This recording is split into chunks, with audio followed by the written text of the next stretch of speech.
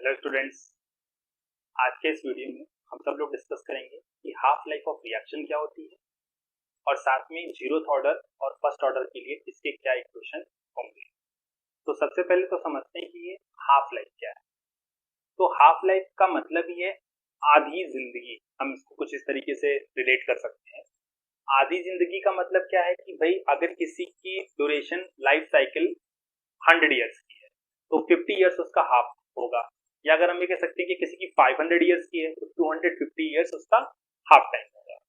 But अगर हम बात करें कि भाई रिएक्शन की हाफ लाइफ, तो हम ये कहेंगे कि पूरी रिएक्शन जितनी देर में खत्म होती होगी उसका आधा कितने देर में खत्म होगा, that will be half life. अब क्या अगर हम इसको कुछ इस तरीके से रिलेट कर सकते हैं क्या कि अगर एक पूरी रिएक्शन 10 मिनट में खत्म हो रही है तो आधी रिएक्शन 5 मिनट में खत्म होगी, ऐसा आप लोगों के दिमाग में चल रहा होगा। बट ऐसा बिल्कुल नहीं है। क्यों ऐसा नहीं है मैं आपको बता दूं, क्योंकि आपको छोटा सा मैं एक एग्जांपल देकर के समझाने की कोशिश करता हूं। Like let us assume that कि आपके पास एक कुछ इस तरीके की रिएक्शन है, ए प्लस में B will give C plus में D. At time T is equal to 0 A 100 था और बी 100 था और ये लोग आपस में रिएक्शन करना स्टार्ट किए। जब ये आपस में रिएक्शन करना स्टार्ट करेंगे तो ये कुछ समय के बाद ये 99 हो जाएगा, ये 99 हो जाएगा, ये 1 हो जाएगा और ये 1 हो जाएगा, क्योंकि जब ये 100 था तो ये 0 0। अब क्या होगा कि 99 के बाद थोड़ी देर के लिए मान लेते हैं कुछ और समय बीतेगा, मतलब 98 होगा, 97 होगा, 96 होगा, 95 होगा, देन फर्दर कभी ना कभी तो ये 90 पे आएगा और जब ये 90 पे आएगा तो ये 10 होगा। ठीक है, एक टाइम ऐसे जैसे जैसे ये चीज घटती जाएगी वैसे वैसे ये चीज इंक्रीज होती जाएगी। सिंपल सा कॉन्सेप्ट ये है कि अगर ये घट रहा है तो ये इंक्रीज कर रहा होगा। अब अगर हम इसका लॉजिक लगाएं कि भाई अगर ये घट रहा होगा तो क्या इसके स्पीड पर भी कोई फर्क पड़ेगी? बिल्कुल फर्क पड़ेगी, क्योंकि बेटा हमने आपको पहले भी बता रखा है कि रिएक्शंस जो होती हैं वो कोलिजन थियरी को फॉलो करती हैं। और कोलिजन थियरी क्या कहती है कि कोलिजन थियरी का कहना ये है कि भाई जितना ज्यादा कोलिजन होगा उतना ही ज्यादा रिएक्शन की रेट होगी। तो अब अगर ए और बी आपस में कोलाइड करेंगे तो फर्दर रिजल्ट क्या देंगे? C plus D.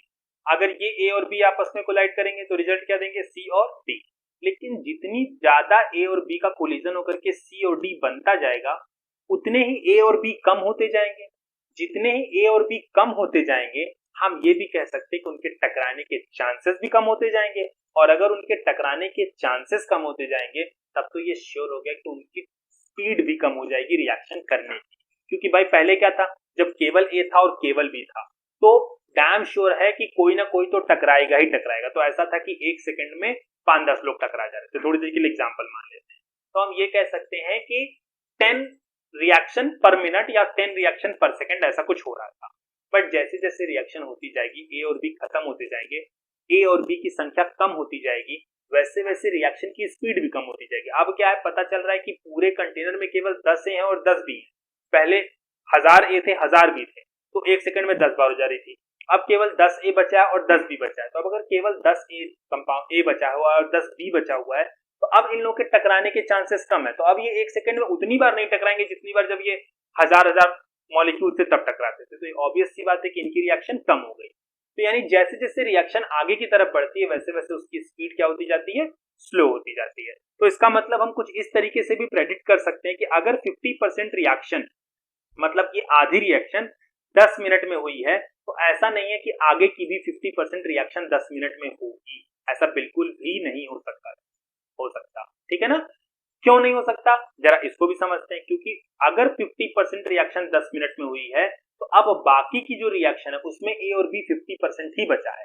तो अब उन लोग के टकराने के चांसेस क्या हो गए? कम। तो उनकी स्पीड क्या हो गई? कम। और अगर उनकी स्पीड कम हो गई तो मतलब अब वो धीरे धीरे टकराएंगे, या आप एक सेकंड में 10 बार ना टकरा करके हो सकता है एक सेकंड में 3 बार टकराते हो या 4 बार टकराते हो। तो अब वो बाकी का 50% खत्म करने में काफी ज्यादा समय ले लेंगे। तो हो सकता है कि 50% रिएक्शन 10 मिनट में खत्म हुई हो बट बाकी का 50% रिएक्शन क्या होगा? 50 मिनट में खत्म हो या 60 मिनट में खत्म हो, ऐसा भी कर सकते हैं। या अगर हम इसको थोड़ा सा और एलाबोरेट करके देखें तो 50% रिएक्शन 10 मिनट में खत्म हुई, लेकिन 50% के बाद जब ये रिएक्शन 75% पर पहुंचने वाली होगी ना, मतलब 25% और इंक्रीमेंट, तो 75% मान लेते हैं टोटल कंज्यूम कर गया, 25 मिनट लग गए इसको 75% तक पहुंचने में। मतलब 10 मिनट में 50% रिएक्शन खत्म हो गई थी। रिमेनिंग 25% कंप्लीट करने में ही इसको टोटल 15 मिनट लग गया। क्यों 15 मिनट लग गया? क्योंकि ऑब्वियस सी बात है ए और बी के मॉलिक्यूल्स क्या होते जा रहे हैं, कम होते जा रहे हैं, और जैसे जैसे ए और बी के मॉलिक्यूल कम होते जा रहे हैं उनके टकराने की स्पीड भी क्या होती जा रही है, कम होती जा रही है, और जैसे जैसे टकराने की स्पीड कम होती जा रही है वैसे वैसे वो टाइम ड्यूरेशन ज्यादा ले रहे हैं। अब पता चला 75% से 100% पे जाने के लिए ये पूरे के पूरे अब से 50 मिनट ले लिया। मतलब स्टार्टिंग का 50% खत्म केवल 10 मिनट में हो गया, उसके बाद का 25% खत्म होने में 15 मिनट लग गया, और उसके बाद का 25 मिनट खत्म होने में अप्रोक्सीमेटली 25 मिनट लग गया। यानी हम हाफ लाइफ को डायरेक्टली फुल टाइम का हाफ करके कभी कैलकुलेट नहीं कर सकते, क्योंकि जैसे जैसे रिएक्शन आगे बढ़ रही है अगर एक्सपोनेंशियली रेट इंक्रीज कर रहा होगा तो ऑब्वियस सी बात है कि एक्सपोनेंशियली उनके टकराने के चांसेस भी कम होते जा रहे होंगे और टाइम में एक्सपोनेंशियली वेरिएशन आएगा। तो कुछ इन चीजों को कैलकुलेट करने के लिए हम कुछ फॉर्मूला फ्रेम करने की कोशिश करेंगे, और फॉर्मूला फ्रेम करने के बाद हम उस पर न्यूमेरिकल्स लगाने की भी पूरी कोशिश करेंगे। तो अब हम क्या करते हैं, अब हम थोड़ा समझते हैं कि फर्स्ट ऑर्डर के लिए और जीरोथ ऑर्डर के लिए और फर्स्ट ऑर्डर के लिए हम किस तरीके से इक्वेशंस को फ्रेम कर सकते हैं। तो हमें पता है कि जीरोथ ऑर्डर का जो इंटीग्रल इक्वेशन था that is basically k is equals to R naught minus में आर टी अपॉन टी।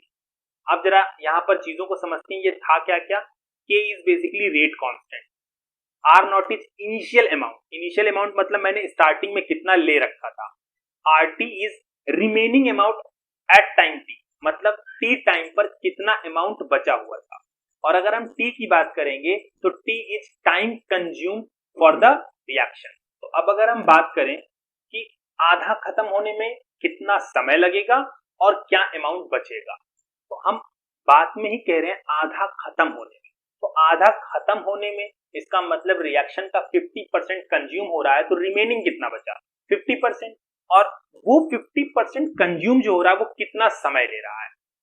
तो थोड़ी देर के लिए अगर हम मान लें कि हाफ लाइफ अगर हमें कैलकुलेट करना है तो हाफ लाइफ टाइम की अगर हम बात करें तो हाफ लाइफ टाइम का हम एक नोटेशन बना ले रहे हैं that is T half.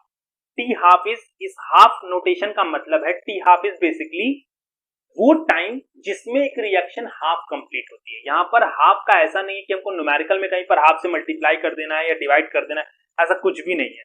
T half is a notation, मतलब ये पूरा का पूरा टी हाफ ये सिंबलाइज कर रहा है कि ये वो टाइम ड्यूरेशन है जिसमें रिएक्शन हाफ खत्म हो रही है।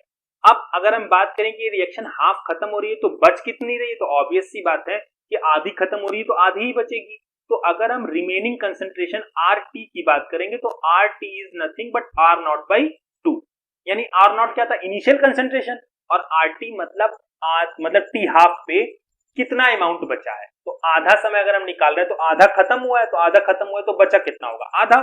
तो आर टी मतलब क्या होता है, टी समय पर बचा हुआ सब्सटेंस, तो बचा हुआ सब्सटेंस कितना होगा, आधा। किसका आधा, इनिशियल अमाउंट का आधा, तो आर नॉट बाई 2। तो अगर हम आर नॉट बाई 2 यहाँ पर लिख दे मतलब ये अमाउंट जो है वो रिमेनिंग अमाउंट है, and T half is the time taken to complete half of the reaction. तो अब अगर हम इन सारी वैल्यूज को यहाँ पर पुट करें तो k is equals to R naught minus में आर नॉट बाई 2, ये हमने आर टी की जगह पर रख दिया, और टी की जगह पर हम क्या रख देंगे, टी हाफ। यहाँ पर टी हाफ क्या डिनोट कर रहा है, ये कर रहा है कि ये जो टाइम ड्यूरेशन है जो भी यहाँ पर टी की वैल्यू आएगी that is time consume to complete half of the reaction. अब अगर हम इसको थोड़ा सा और सॉल्व करें तो k is basically R naught minus R naught by 2 is R naught by 2। भाई पूरे में से आधा जाएगा तो कितना बचेगा, आधा बचेगा। किसका आधा, आर नॉट का आधा, R naught by 2 and T half. मैं बार बार कह रहा हूं यहाँ पर आर नॉट बाई 2 का मतलब क्या, आर नॉट में 2 से डिवाइड करना है, but T half is a notation, यहाँ पर हाफ केवल और केवल हम सिंबलाइज करने के लिए यूज कर रहे हैं। बेटा मैंने बोर्ड की कॉपियां चेक करते वक्त नंबर ऑफ टाइम्स देखे हैं कि बहुत सारे बच्चे जो हाफ लिखते हैं ना, ये हाफ कहीं ना कहीं पर मल्टीप्लीकेशन या डिवीजन में वो लगा ही देते हैं। इसी वजह से मैं यहाँ पर आपको समझा रहा हूं कि टी हाफ को आप एज ए नोटेशन ही लीजिए। अब अगर मैं इस टी हाफ को दूसरे साइड में लेके जाऊं और के को यहाँ पर लेकर के आऊं तो क्या वैल्यू आती है, वैल्यू आएगी T half is equals to R naught by 2 upon k. और अगर मैं और थोड़ा सा सिंपल करने की कोशिश करूं तो T half is equals to R naught upon में 2k। तो ये आपका जीरोथ ऑर्डर के लिए हाफ लाइफ पीरियड या हाफ लाइफ ऑफ रिएक्शन हम कह सकते हैं। तो टी हाफ की वैल्यू क्या आ गई, इनिशियल अमाउंट हम रखेंगे कि आर नॉट हमने कितना इनिशियल अमाउंट ले रखा था, रेट कांस्टेंट रखेंगे, रेट कांस्टेंट को 2 से मल्टीप्लाई करके आर नॉट को डिवाइड कर देंगे, तो आधी रिएक्शन खत्म होने में कितना टाइम लगेगा ये हमें पता चल जाएगा। तो this is the overall equation जो हमको जीरोथ ऑर्डर के लिए हाफ लाइफ के लिए चाहिए। अब अगर हम फर्स्ट ऑर्डर के लिए बात करें तो फर्स्ट ऑर्डर के लिए पहले हम जरा इक्वेशन लिख के देखें। तो k is equals to 2.303 upon T log R naught upon में आर टी, ये इक्वेशन होती है फर्स्ट ऑर्डर के लिए। और फर्स्ट ऑर्डर के बाद अगर हम ये कहें कि भाई हमको हाफ लाइफ निकालना है, तो हाफ लाइफ का मतलब क्या है, टी की जगह पर अब हम क्या रख देंगे, टी हाफ। ये एक नोटेशन है जो ये डिनोट कर रहा है कि भाई अब जो टाइम निकलेगा वो टी हाफ निकलेगा। और टी हाफ पे आर टी क्या हो जाएगा, तो आर टी मतलब बचा हुआ अमाउंट, और बचा हुआ अमाउंट का मतलब क्या होता है कि इनिशियल हमने आर नॉट ले रखा था, आधे लाइफ हाफ लाइफ की बात कर रहे हैं, तो बचेगा कितना, आधा लाइफ मतलब आधा खत्म हुआ होगा, तो बचेगा कितना, आधा। तो यहां पर भी हम क्या रखेंगे, आर नॉट बाई 2। और अब जरा इन दोनों वैल्यूज को हम इक्वेशन में पुट करके देखें तो क्या निकलता है, तो k is equals to 2.303 upon T log R naught, तो एज इट इज रह जाएगा, और यहां पर क्या आ जाएगा, आर टी की जगह पर आर नॉट बाई 2। अब अगर हम इसको थोड़ा सा और सिंपल वे में लिखें तो k is equals to 2.303 upon T log, और ये 2 ऊपर चला जाएगा, 2 आर नॉट अपॉन में आर नॉट। अब भाई ऑब्वियस सी बात है, आर नॉट से आर नॉट क्या हो जाएगा, कैंसिल हो जाएगा, और यहां पर क्या बच गया, log 2। तो अब अगर हम इसको थोड़ा सा और log 2 की वैल्यू लिख करके सिंपलाइज करें तो 2.303 log 2 की वैल्यू होती है 0.3010 अपॉन में t।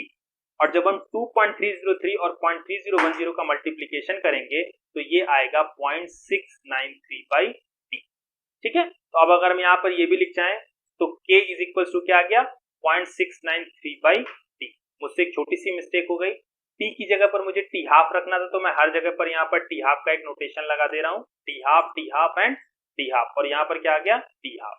तो हम साथ में अगर इसको हम टी हाफ के टर्म्स में लिखना चाहें तो what we will get T half is equals to 0.693 upon k. और इस इक्वेशन में आपको जो सबसे इंटरेस्टिंग चीज देखने के लिए मिल रही है कि यहां पर कहीं आर नॉट का टर्म नहीं आ रहा, आर नॉट का टर्म नहीं आ रहा, इसका मतलब कि अगर फर्स्ट ऑर्डर की रिएक्शन है तो ये हम कितना भी अमाउंट ले लें, डजंट मैटर, हम 5 मोल से स्टार्ट करते हैं, 10 मोल से स्टार्ट करते हैं, 15 मोल से या 50 मोल से, एक रिएक्शन को जो हाफ खत्म होने में टाइम लगेगा वो इनिशियल अमाउंट पर डिपेंड ही नहीं करता है। इसको हम छोटा सा फिर से एक एग्जांपल से समझ लेते हैं। ए जो है वो बी में कन्वर्ट हो रहा है। अब अगर हम कहें कि ए बी में कन्वर्ट हो रहा है और ये फर्स्ट ऑर्डर को फॉलो कर रहा है, तो हमारे कहने का मतलब था कि टी हाफ की जो वैल्यू आएगी वो आएगी 0.693 बाई के। अब अगर हमने ए को 5 मोल ले रखा है और इसके आधा खत्म होने पे टोटल टाइम जो लगता है वो 30 मिनट लगता है। मैंने केवल एक एग्जांपल के तौर पर इसको ले रखा है कि भाई ए बी में कन्वर्ट हो रहा है, और जब हम इसका 5 मोल ले रहे हैं तो टी हाफ मतलब 5 मोल से 2.5 मोल आने पर ये टोटल 30 मिनट कंज्यूम करता है। तो बेटा 5 मोल से 2.5 मोल आने पर अगर ये 30 मिनट कंज्यूम कर रहा है और ये फर्स्ट ऑर्डर की रिएक्शन है, तो अगर हम 50 मोल ले लेंगे तो 50 मोल से 25 मोल आने पर भी ये 30 ही मिनट लेगा। अगर हम 500 मोल ले लेंगे तो 500 मोल से 250 मोल आने पर भी ये 30 ही मिनट लेगा, क्योंकि इसके टी हाफ के पूरी इक्वेशन में कहीं पर भी आर नॉट टर्म नहीं आ रहा, मतलब ये इनिशियल कंसंट्रेशन पर डिपेंड ही नहीं करता। एक रिएक्शन के लिए जो टी हाफ हम निकालेंगे वो रिएक्शन के इनिशियल अमाउंट चाहे जो भी लिया गया हो उसके लिए वैलिड कर जाएगी। क्यों? क्योंकि एज इट इज आपको रिएक्शन में देखने के लिए मिल रहा है that there is no R naught term in the whole equation. मैं एक ही चीज को 2-3 बार रिपीट करूं ताकि ये आपके दिमाग में बिल्कुल सेट हो जाए कि पहले ऑर्डर की रिएक्शन अगर है तो टी हाफ जो है वो इनिशियल कंसंट्रेशन पर डिपेंड नहीं करती। और मैंने आपको इसका मतलब भी बता दिया कि इनिशियल कंसंट्रेशन पर डिपेंड नहीं करती का क्या मतलब है। अब at last of the video हम एक छोटा सा पॉइंट और डिस्कस करने की कोशिश करेंगे, that is pseudo first order reaction. अब ये सीडो फर्स्ट ऑर्डर रिएक्शन क्या है, जरा इसको हम समझते हैं। बहुत थोड़ा सा समय लगेगा। सबसे पहले तो हम आप लोगों से फिर से कहेंगे कि आप लोगों को ऑर्डर में अगर कोई कंफ्यूजन हो तो आप फिर से एक बार जाकर के ऑर्डर को देखो। ऑर्डर का मतलब क्या है कि अगर हम कभी रेट लॉ लिख रहे हैं तो रेट इज इक्वल्स टू के, मान लेते हैं लिख दिया a to the power x and b to the power y। तो x is order with respect to a, y is order with respect to b and overall order is x plus y। ये तो simple सा concept है हमारा। अब अगर x की value 0 है तो zeroth order with respect to a, x की वैल्यू 1 है तो first order with respect to a। But ये सीडो फर्स्ट ऑर्डर क्या, सीडो का सीधा सीधा मतलब होता है झूठा। तो आखिर फर्स्ट ऑर्डर समझ में आता है, सेकंड ऑर्डर समझ में आता है, ये झूठा फर्स्ट ऑर्डर और झूठा सेकंड ऑर्डर का क्या लॉजिक है। तो जरा आप इस चीज को समझने की कोशिश करें। तो मान लेते हैं कि एक कंपाउंड है A और एक कंपाउंड है B, ये दोनों आपस में रिएक्ट करके कोई कंपाउंड बना रहे हैं C। अब अगर मैं ये कहूं कि A का 1 मोल B के 1 मोल से रिएक्ट करके C का 1 मोल बना रहा है तो मैं कहीं पर भी गलत नहीं हूं।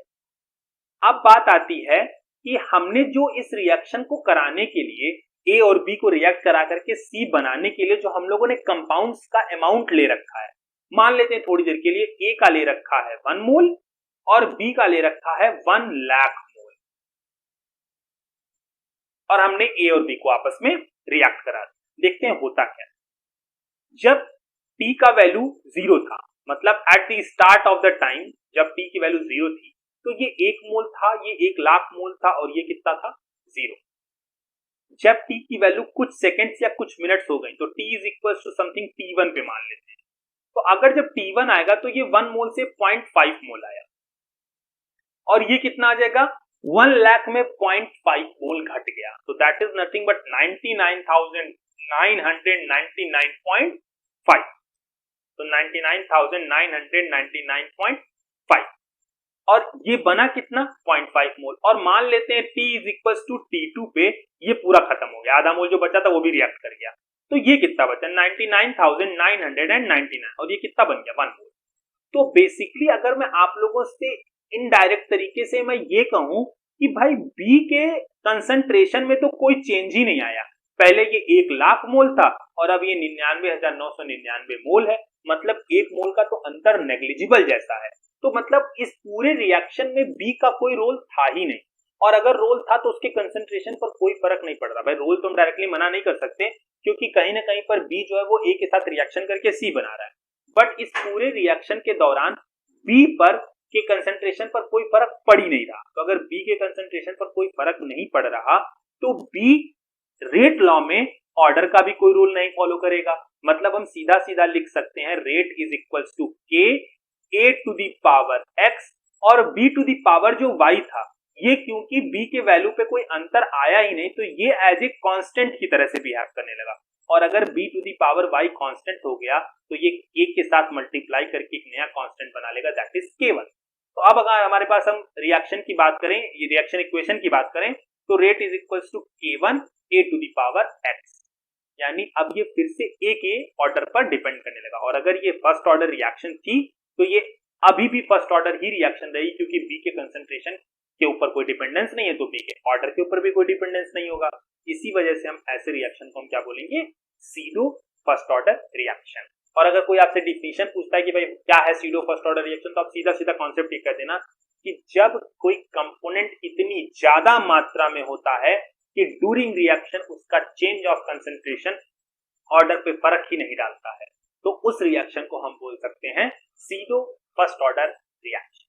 ठीक है, तो उम्मीद है कि आपको ये भी बहुत अच्छे से समझ में आ गया होगा। तो इस वीडियो में हम लोगों ने हाफ लाइफ पीरियड पढ़ा, सीडो फर्स्ट ऑर्डर रिएक्शन पढ़ा, और इसके न्यूमेरिकल्स भी हम 1-2 लेक्चर के बाद प्रॉपर बारी बारी एक न्यूमेरिकल हम पूरे चैप्टर का डिस्कस करने वाले हैं।